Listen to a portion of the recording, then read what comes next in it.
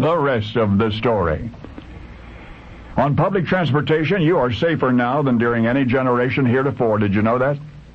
The crash of a jet airliner makes headlines worldwide, rare enough to be big news.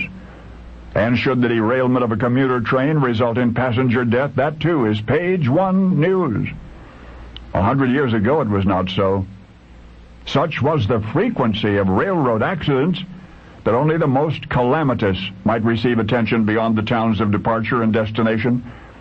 Railroad historian Carlton Corliss reminds us that those were the days when every trip at the controls of the Iron Horse was a hazardous adventure. A railroad engineer with a good safety record was invaluable to his company, and the safety record of John Luther was superlative. In his more than 10-year career as a full-fledged engineer, not one accident resulting in the death of a fellow employee or a passenger. John's pride in his outstanding record might account for an incident that occurred near Vaughan, Mississippi. In 1900, John Luther, by the way, was a handsome, towering figure of a man, black-haired, gray-eyed, 6'4", the eldest of four brothers, each of whom was a highly regarded railroad engineer on the Illinois Central line. Those were the days, remember, when rail travel was risk-taking. To be highly regarded as an engineer was measured in human lives saved. In this also, John Luther was outstanding. He was an authority on contemporary railway technology.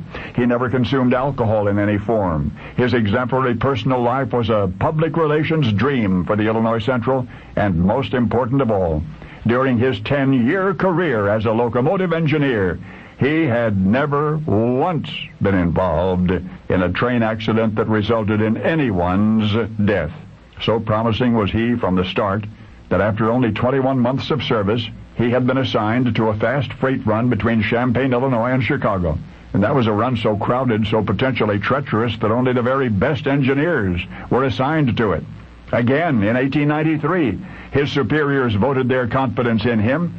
That was the summer of the World's Columbian Exposition in Jackson Park, Chicago, the World's Fair, and John was placed behind the throttle of a fast shuttle between Van Buren Street and the park. An estimated 100,000 passengers rode behind John Luther's engine during that World's Fair entirely safely. As John's remarkable reputation grew, so did his sense of responsibility, until the pressure became enormous. And it could well be John's heightened sense of responsibility that cost him his life. For you see, that day in 1900 near Vaughan, Mississippi, he could have jumped free. But instead, careening toward an oncoming freight train, he stayed on the brake, effectively minimizing the unavoidable collision. He held the brake to the very last, and he died, and a legend was born. For this was the real-life saga of the Illinois Central's safest engineer, the Ballad of John Luther Jones. Casey Jones? Casey Jones. And now you know the rest of the story.